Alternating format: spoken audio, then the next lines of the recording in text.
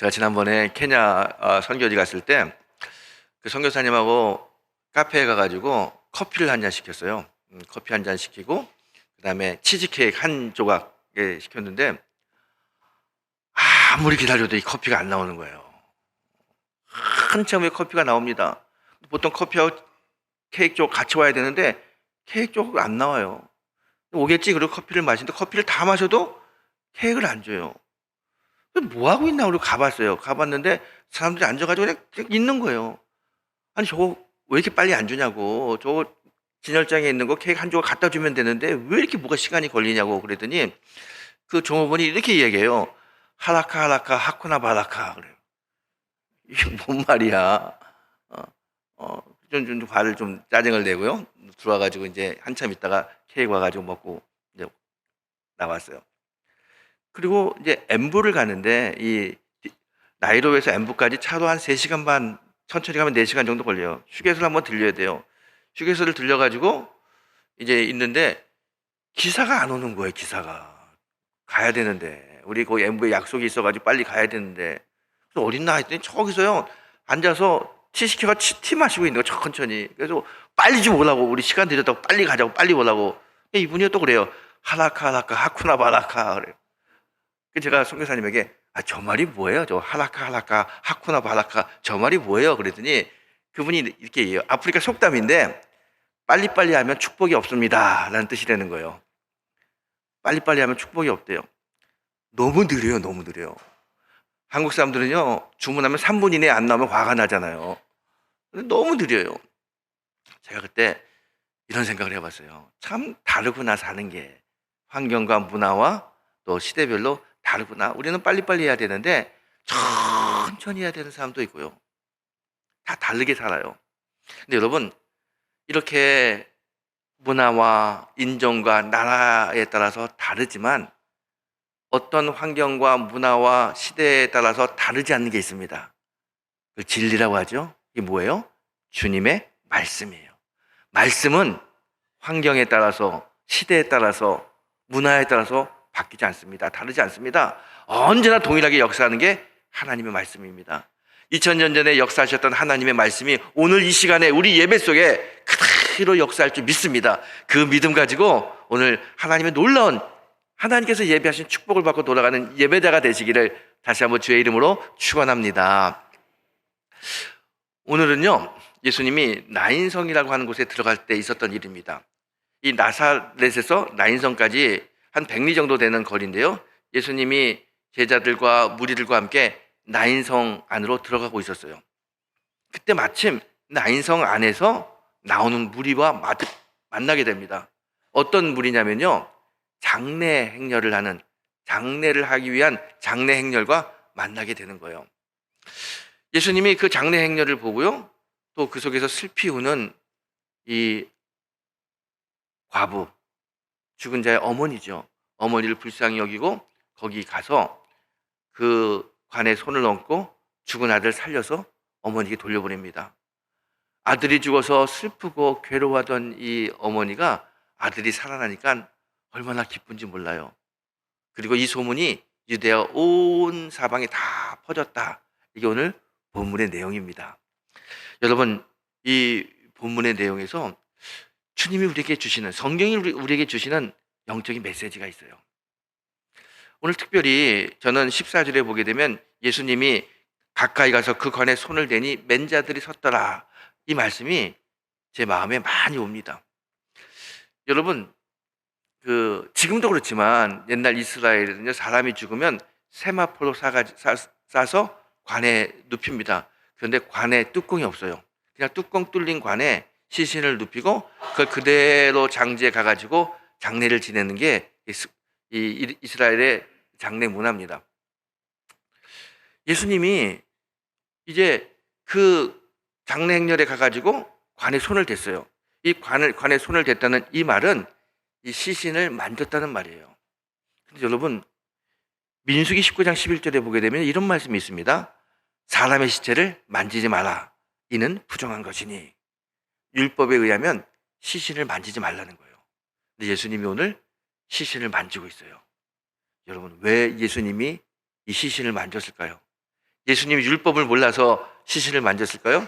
아니면 예수님은 초월적 존재이기 때문에 율법을 무시하는 삶을 사니까 이 시신을 만졌을까요? 도대체 왜 예수님께서 율법에 시신을 만지지 말라고 이야기했는데 그 시신에 손을 대고 시신을 만졌을까? 오늘 우리에게 주시는 영적인 메시지의 답이 여기에 있습니다. 여러분, 오늘 이 본문의 주인공은 과부입니다. 과부의 아들이 죽었어요. 과부는 예수님 당시에 과부가 됐다는 말은 참 살기 어렵다는 이야기입니다. 고난과 고통의 시간이 펼쳐졌다는 이야기예요. 남편이 죽으면 당시 여자들은 아무것도 할 수 없습니다. 그래서 너무 힘들어요. 하루하루 사는 게 정말 힘든 괴로운 날들을 보냅니다. 그런데 이 여인에게는 그 괴로운 날을 보내지만 희망이 하나 있어요. 아들이 하나 있다는 게 그 희망이에요. 그 아들 때문에 위로도 받고 아들 때문에 마음의 안정도 느낍니다. 그래서 아들을 정성껏 최선을 다해서 아들을 키웁니다. 아들이 잘 자라서 청년이 됐습니다. 그 청년이 된 아들을 보면 이 과부의 마음이 흐뭇한 거예요. 이제 나에게도 기댈 언덕이 있구나. 우리 집안에 기둥이 생겼구나. 아들을 볼 때마다 너무 마음이 기쁘고 좋아요. 그런데 그 아들이 갑자기 죽었어요. 하늘이 무너지고 땅이 꺼지는 것 같은 그런 마음입니다. 오직 이 아들 때문에 아들을 바라보고 살았는데 이 아들마저 죽었어요. 이제 이 여인에게 장래도 미래도 소망도 아무것도 없습니다. 사람들은요, 이 여인의 아들이 죽은 걸 보면서 뒤에서 숙덕거립니다. 아유, 저 여자는 무슨 죄를 져서 남편도 죽고 아들도 죽고, 이렇게 숙덕거리는 사람도 있어요. 또 어떤 사람들은 그 여자를 보고 불쌍히 여기면서 아유, 아들 죽고 남편 죽고 어떻게 사나 걱정하는 사람도 있어요. 많은 사람들이 걱정하고 많은 사람들이 불쌍히 여기면서 이 아들의 장례식에 와서 장례식을 도와줍니다. 세마포로 죽은 아들을 싸고 관에 눕히고 그 관을 들고 성 밖에 이제 장례를 지내기 위해서 나가는 거예요. 이 장례 행렬 뒤에 있는 이 엄마, 죽은 아들을 따라가는 이 엄마의 마음은 하늘이 무너집니다. 얼마나 울었는지 더 이상 눈물이 나지도 않아요. 심신이 다 지쳐 있습니다. 한 발 한 발 걸어가는 것 자체가 너무 힘들어요. 육체적으로 힘들고 마음도 너무 괴롭고 영적으로도 하나님, 나에게 왜 이런 어려움을 줍니까? 남편도 죽었을 때 너무 슬펐는데 하나밖에 없는 이 아들도 왜 데려가시나요? 정말 제가 사람들이 이야기하는 것처럼 죄가 많아서 벌을 받는 건가요? 제가 저주받는 인생입니까? 하나님께 원망도 합니다. 이 여인은 아들의 시신을 뒤쫓아가게 되면서 마음도 영혼도 육신도 다 무너지는 그런 정말 아프고 힘든 괴로운 시간을 보내고 있는 거예요. 이렇게 괴로운 마음을 가지고 아들의 장례 행렬을 뒤에서 따라가고 있는데 마침 그때 나인성으로 들어오는 예수님을 만나게 됩니다. 예수님이 그 일행을 보고요, 그 여인을 불쌍히 여깁니다. 그리고 그 여인에게 가서 여인을 위로하죠. 예수님은요, 이 여인의 아픔과 고통을 외면하지 않으셨어요. 오늘 성경에 보게 되면 장례 행렬이 가고 있습니다. 많은 사람들이 이 장례 행렬 속에 있어요. 그 마을 사람들이 이 과부 여인의 아들이 죽었기 때문에 불쌍히 여기는 마음으로 많은 사람들이 그 장례식에 참석했습니다. 그래서 그 많은 사람들 중에서 예수님은 유독 누구를 보냐면 이 과부를 봤어요. 주목하여 봤어요. 여러분, 예수님이요, 누구를 주목하여 보느냐? 한번 성경을 보세요. 예수님이 주목하여 보는 사람의 특징이 있습니다. 괴로움 당한 사람, 슬픔 당한 사람, 버림받은 사람, 아픈 사람. 예수님은요, 이런 사람들을 주목하여 봅니다. 그래서 신약 성경에 보게 되면요, 예수님이 보셨다라고 하는 단어가 많이 나와요. 40번이 나옵니다. 예수님이 불쌍한 사람, 괴로움 당한 사람, 아픈 사람들을 주목하여 보는 거예요. 그런데 어떤 마음을 가지고 예수님 보시느냐? 오늘 이 괴로움 당한 이 과부 여인을 예수님이 어떻게 봅니까? 오늘 성경에 이렇게 이야기합니다. 예수께서 과부를 보시고 불쌍히 여기시느라. 이 불쌍한 마음을 가지고 예수님이 이 과부를 보는 거예요. 예수님은 언제나 슬픈 사람, 고통당한 사람, 괴로운 사람을 보는데 어떤 마음으로 보시느냐? 불쌍한 마음으로 보는 거예요. 이 불쌍한 이 마음, 아유, 과부의 아들이 있었는데 아들이 죽었네. 저 집에 큰 어려움이 있네. 이런 마음을 가지고 주님 본다는 게 아니에요. 이 오늘 성경이 예수님이 불쌍히 여기셨다. 이 불쌍하다고 하는 이 단어는 프랑크리조마이라고 하는 헬라어 단어를 쓰는데요. 이 단어가 어떤 단어냐면 창자가 끊어지는 아픔이라는 뜻이에요. 예수님이 이 여인을 보고요, 어떤 느낌을 갖냐면 예수님의 창자가 끊어진, 얼마나 아파요, 얼마나 괴롭습니까? 그 괴로운 마음, 아픈 마음으로 이 여인의 고통을 보는 거예요. 예수님은 이 여인을 그냥 아이고 어떡하나 이렇게 본 게 아니에요. 정말 불쌍한 마음으로, 창자가 찢어지는 듯한 아픔의 마음으로 예수님을 봅니다. 예수님이 이 여인을 봅니다. 근데 여러분, 우리가 신약 성경을 보게 되면요, 예수님이 이렇게 고통당하고 시험에 빠진 사람 불쌍히 여기는 마음을 가지고 보잖아요. 그 다음에 반드시 뭐가 나타나냐면 예수님의 기적이 나타나요. 한번 보세요. 예수님이 기적을 베풀 때 어떻게 기적을 베푸느냐? 항상 예수님께서는요, 그 사람들을 보고 불쌍히 여기는 마음을 가진 다음에 그 다음에 예수님의 기적이 일어납니다. 예수님은요, 오늘 이 여인이 아들이 죽은 이 모습을 보면서 불쌍히 여기셨어요. 그리고 가서 이야기합니다. 청년아 일어나라 그래요. 그리고 그 청년을 살려서 어머니 품에 보냅니다. 예수님은요, 이 여인을 불쌍히 여긴 다음에 예수님께서 기적을 베풀어줘요. 예수님이 어떤 분이냐? 예수님은 고통당하고 아픔당하는 사람을 그냥 외면하는 분이 아니라 그 고통당하고 아픈 사람의 그 마음을 본인의 창자가 찢어지는 것처럼 그렇게 아픔을 같이 느끼시는 그 사랑이 많으신 분이 우리 예수님이에요. 그리고 그 예수님은 불쌍히 여긴 사람에게 반드시 긍휼의 은혜를 베풀어 주십니다. 오늘 이 여인에게도 예수님께서 긍휼의 은혜를 베풀어 주셔서 죽은 아들이 살아났어요. 여러분, 죽은 아들이 살아났습니다. 얼마나 기쁩니까? 할렐루야죠, 할렐루야. 여러분, 주님의 능력은 긍휼함에서 나오는 겁니다. 주님의 능력은 긍휼함에서 나옵니다. 이 긍휼함이 뭡니까? 선한 사마리아 여인이 부상당한 사람을 보고 돌봐주는 이 마음이 긍휼의 마음이에요. 둘째 아들이 아버지 재산을 가지고 나가서 허랑방탕하게 다 쓴 다음에 거지가 돼서 돌아왔어요. 이 거지가 돼서 돌아오는 그 아들을 아버지가 따뜻하게 안아줍니다. 이 따뜻하게 안아주는 이 마음이 긍휼의 마음이에요. 이 긍휼의 마음이 예수님의 마음이고요, 예수님의 기적은 이 긍휼한 마음에서 나옵니다. 그래서 능력은 주님의 긍휼함에서 나온다라고 이야기하는 겁니다. 오늘 이 과부는요, 주님의 긍휼함을 받았어요. 불쌍히 여기는 마음이 예수님의 마음에 있었기 때문에 죽은 아들을 살려서 이 어머니 품에 돌려보내는 겁니다. 오늘 15절을 보십시오. 죽었던 자가 일어나 앉고 말도 하거늘 예수께서 그를 어머니에게 주시니. 죽은 아들이 살아났습니다. 얼마나 기쁩니까? 이 아들이 죽었을 때 세상이 다 무너지는 것 같았어요. 이제 이 여인에게는 미래도 장래도 아무것도 없습니다. 소망이 없습니다. 하지만 오늘 이 아들이 살아남으로 다시 미래가 생겼고 소망이 생겼고 그 여인의 마음속에 슬픔이 사라지고 기쁨이 넘치고 감사가 넘치는 삶으로 바뀌었습니다. 오늘 이 여인은 예수님의 긍휼함으로 이 여인의 인생에 가장 큰 축복을 받은 겁니다. 오늘 주님께서 이 여인에게 은혜로 축복으로 역사하셨어요. 오늘 이 여인에게 주셨던 이 놀라운 주님의 은혜가 우리의 삶 속에 충만히 임하게 되시기를 주의 이름으로 축원합니다.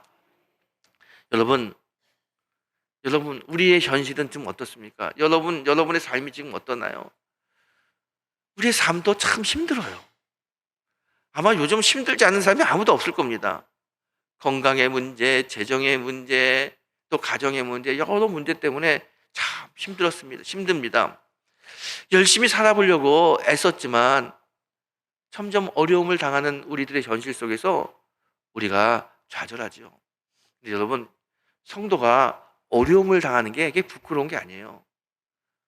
여러분, 진짜 부끄러운 건 뭐냐면요, 성도가 어려움을 당하고 좌절해서 일어나지 못하는 게 이게 부끄러운 거지, 어려움을 당하는 게 부끄러운 건 아닙니다. 사람은요, 누구나 다 어려움을 당합니다. 예수를 잘 믿어도 어려움을 당해요. 제가 늘 그러잖아요. 예수를 잘 믿어도 암에 걸릴 수도 있고요, 사업에 실패할 수도 있고요, 자녀가 엇나갈 수 있고요. 예수를 믿어도 그런 어려움이 옵니다. 인생은 어려움의 연속이에요. 요 고비 하나 넘기면 또 다른 어려움이 오고, 그 고비 넘기면 또 어려움이 오고, 육신의 몸을 입고 사는 이상 이 어려움을 회피할 방법이 없습니다. 항상 어려움이 옵니다. 그런데 중요한 건 뭐냐면 우리가 이런 어려움을 만날 때 좌절하고 쓰러지고 그냥 넘어져서 일어나지 못하는 것이 아니라 주의 말씀으로 주의 능력으로 일어서는 것, 이게 정말 중요한 겁니다. 사람은 어려움이 오지만 그 어려움을 이길 수 있는 힘은 믿음의 힘입니다. 여러분, 이 전 세계 목사님들이 가장 존경하는 목사님을 뽑으라고 한다면 가장 많이 나오는 사람이 누구냐면 영국의 스펄전 목사님이에요. 스펄전 목사님은 전 세계 목사가 가장 존경하는 목사님이고요. 설교를 잘하기로 소문난 목사님입니다. 정말 스펄전 목사님의 책을 읽어보게 되면요, 그분의 설교가 참 기가 막혀요. 이분은 17살 때 설교를 시작했습니다.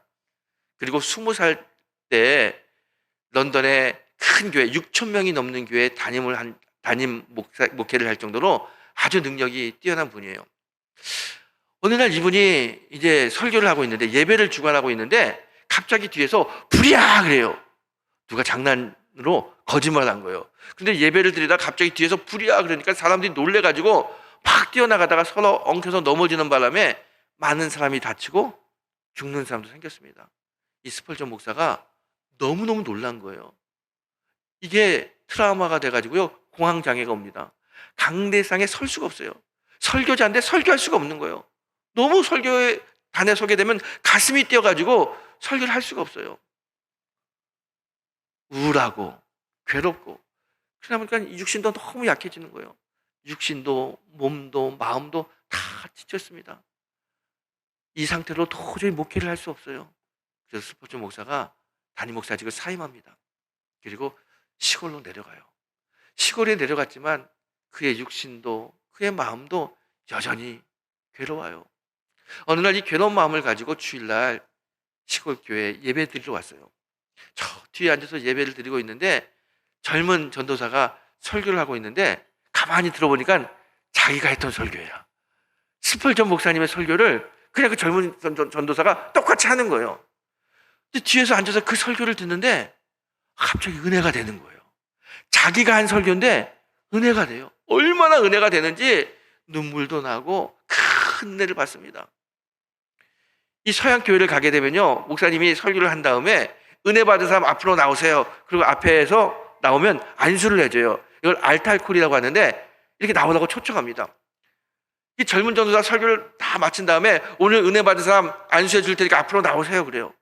이 스펄전 목사가 너무 은혜를 받아가지고 나오는 거예요. 이렇게 안수를 받아 나왔는데 그때 당시 스펄전 목사는 사람들이 다 아는 유명한 목사예요. 이 젊은 전도사가 깜짝 놀란 거예요. 자기가 한 설교의 주인공 스펄전 목사가 앞에 나와 있는 거예요. 손을 덜덜덜 떨면서 안수를 해야 되는데, 아유 목사님 죄송해요 그래요. 그랬더니 스펄전 목사가 그 젊은 전도사에게, 전도사님 제가 오늘 은혜를 참 많이 받았습니다. 안수해 주세요. 그리고 무릎 꿇고 안수를 받습니다. 그리고 그날 저녁 참 은혜를 받아가지고 집에 와가지고 조용히 묵상하고 있는데 주님이 스펄전 목사에게 말씀해요. 스펄전, 너 오늘 은혜 많이 받았지? 예 목사님, 예 주님, 제가 참 은혜를 받았습니다. 네 설교를 통해서도 네가 은혜 받았지? 예, 제 설교지만 제가 참 은혜를 받았어요. 스펄전, 지금 세상에는 은혜 받기 위해서 너의 설교를 기다리는 사람이 많이 있단다. 내가 너를 통해서 많은 사람들에게 은혜를 베풀길 원해. 너를 나의 은혜의 통로로 삼길 원한다. 일어나서 사역의 자리로 돌아가라. 이 말씀을 탁 스펄전이 듣는 거예요. 그리고 너무 은혜가 돼가지고, 예 주님, 제가 다시 일어나서 사역의 자리로, 말씀을 전하는 자리로 돌아가겠습니다. 그리고 스펄전이 다시 강대상으로 돌아옵니다. 그리고 인류 역사상 또 현대 역사상 가장 목사님들이 좋아하는 유명한 설교가가 됩니다. 여러분, 우리가 힘들어서요, 아무 일도 할 수 없을 때, 너무 인생이 괴로워서 지쳐서 쓰러져 있을 때 우리 주님은요, 우리를 찾아오십니다. 그냥 당신의 사랑하는 아들, 딸이 지쳐 쓰러져 있을 때 너 한번 네 힘으로 일어나봐, 그렇게 외면하는 분이 아니에요. 찾아오셔서 위로해 주시고 손잡아 주시고 일으켜 주시는 분이 우리 주님이십니다. 마치 장례 행렬에서 죽은 아들을 보면서 슬퍼하는 이 여인에게 찾아오셔서 그 아들의 관에 손을 대고 아들을 살려서 어머니에게 돌려주신 것처럼 우리 주님은 괴롭고 절망 가운데 빠져있는 우리들에게 찾아오셔서 우리의 문제를 해결해 주시는 그런 긍휼의 주님이 바로 우리 주님이세요. 여러분, 오늘 보세요. 이 오늘 본문 속의 주인공, 이 과부, 바디메오처럼 예수님이 지나갈 때 예수님, 예수님, 저를 좀 눈뜨게 해주세요, 이렇게 주님께 외치지 않았습니다. 죽은 우리 아들 좀 살려주세요, 살려주세요, 주님께 아들 살려달라고 이야기하지 않았어요. 삭개오처럼 높은 나무에 올라가서 예수님을 보기 위해서 그렇게 주님, 주님, 주님을 찾았던 게 아닙니다. 12년 동안 혈루병 앓은 여인이 주님을 찾아가서 뒤에서 옷자락을 만지면 내가 낫겠다는 마음으로 찾아가서 주님을 만지지 않았어요. 이 여인이 한 일은 아무것도 없습니다. 아무것도 하지 않았어요. 그냥 슬픔 속에 빠져 있고 괴로움 속에 빠져 있고 그냥 고통 속에서 눈물을 흘릴 뿐입니다. 그런데 주님이 이 여인을 찾아오셨어요. 여러분, 예수님의 이 공생의 역사 중에서 나인성에 간 건 오늘이 처음이자 마지막입니다. 더 이상의 나인성 가지 않습니다. 그리고 나인성에 가서 예수님이 한 일은 딱 하나입니다. 이 여인의 아들을 살려줘서 이 여인을 위로해 주신 이 일 외에는 아무것도 하지 않으셨어요. 많은 신학자들이 왜 예수님이 나인성에 갔느냐라고 이야기할 때 이렇게 이야기합니다. 예수님이 나인성에 간 이유는 오직 하나, 이 여인을 불쌍히 여기고 이 여인에게 긍휼의 은혜를 주기 위해서 예수님이 이 여인을 찾아가신 것이다, 이렇게 이야기합니다. 여러분, 주님께서 찾아오셨어요. 이 여인을 찾아오셔서 이 여인의 아픔과 고통을 해결해 주셨습니다. 여러분, 오늘 이 여인을 찾아가서 그 여인의 아픔을 해결해 주신 그 주님이 오늘 이 시간 우리를 찾아옵니다. 우리의 인생, 우리도 얼마나 이 여인처럼 슬프고 아프고 괴롭습니까? 어떤 분들은 병마와 싸우는 분들이 있어요. 또 어떤 분들은 경제적인 문제, 또 여러 가지 우리의 삶을 결박하는 문제 앞에서 매여 있는 분들이 있습니다.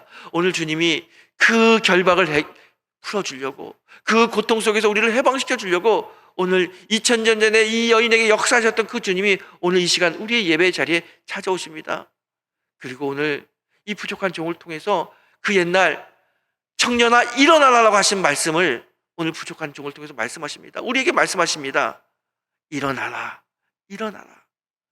잠자는 자여 일어나라. 신앙의 안진뱅이 된 자여 일어나라. 좌절과 원망과 낙심에 빠진 자들아 일어나라, 이렇게 말씀하십니다. 여러분, 오늘 여러분에게 주시는 일어나라라고 하는 이 말씀을 주님이 나에게 주시는 생명의 말씀이라고 믿음으로 이 말씀을 받아보세요. 이 말씀을 받으면 이 말씀이 축복의 말씀이 됩니다. 이 말씀을 받으면 절망과 좌절에서, 질병과 고통에서, 가난과 슬픔에서 우리가 일어나고 이 모든 문제를 해결할 수 있는 그 은혜를 우리가 체험하게 될 것입니다. 오늘 주님은 그런 은혜를 주시려고 오늘 우리에게 일어나라 라고 말씀합니다. 여러분, 왜 예수님이 우리를 찾아오셔서 이 시간 여러분의 심령에 일어나라라고 말씀하십니까? 다른 건 아니에요. 주님이 우리를 사랑하기 때문에 그래요. 주님이 여러분을 너무너무 사랑하기 때문에 여러분이 지금 여러분의 환경 속에서 좌절해 있고 슬픔에 빠져 있고 문제 속에서 아둥바둥 치는 그 괴로워하는 그 모습을 안타깝게 여기시며 주님의 창자가 끊어지는 것 같은 그 아픔으로 여러분을 찾아오셔서 여러분을 이야기합니다. 일어나라. 주님은 우리 인생에 찾아오셔서 우리를 사랑으로 그리고 긍휼한 마음으로 일으켜 세워주시는 능력의 주님이 바로 우리 주 예수 그리스도입니다. 오늘 주님이 그 긍휼의 은혜로 우리에게 분명히 말씀하십니다. 아들아, 딸아, 일어나라. 여러분, 믿음은 일어나는 겁니다. 주님 말씀하시죠? 주를 앙모하는 자 올라가. 하나님의 뜻은 우리가 일어나서 올라가는 거고요, 예수님의 뜻도요 우리가 일어나는 겁니다. 우리가 다 성령 충만해서 예수님의 제자로 일어나고, 성령 충만해서 우리가 우리의 것을 나누는 자로, 전하는 자로, 기도하는 자로, 예배하는 자로 일어서는 게 바로 예수님의 뜻이고 하나님의 뜻이기도 합니다. 여러분, 오늘 주님 우리에게 말씀하십니다. 일어나라. 이 말씀 붙들고 일어서는 성도가 되기 축복합니다. 오늘 주님께서 여러분을 이 예배 자리에 불러주시고 말씀합니다. 일어나라. 이 말씀은 우리에게 주시는 가장 큰 축복의 말씀입니다.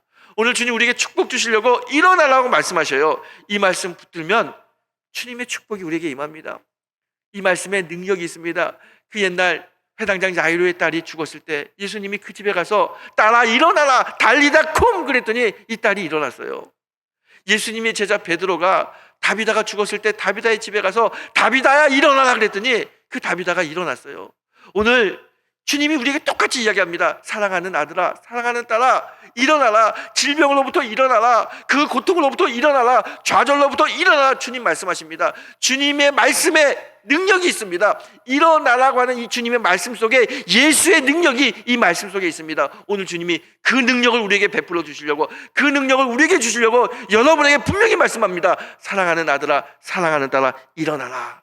오늘 여러분 이 말씀을 아멘으로 받는 성도가 되길 원합니다. 우리가 이 말씀을 아멘으로 받으면 그 옛날 죽음의 행렬이 예수님의 말씀으로 생명의 행렬로 바뀐 것처럼 우리의 인생이 생명의 인생으로 바뀝니다. 좌절과 고통의 인생이 기쁨과 즐거움의 인생으로 바뀝니다. 왜? 주님이 그렇게 만들어 주십니다. 오늘 주님 그 은혜를 주시려고 오늘 우리를 불러주셨어요.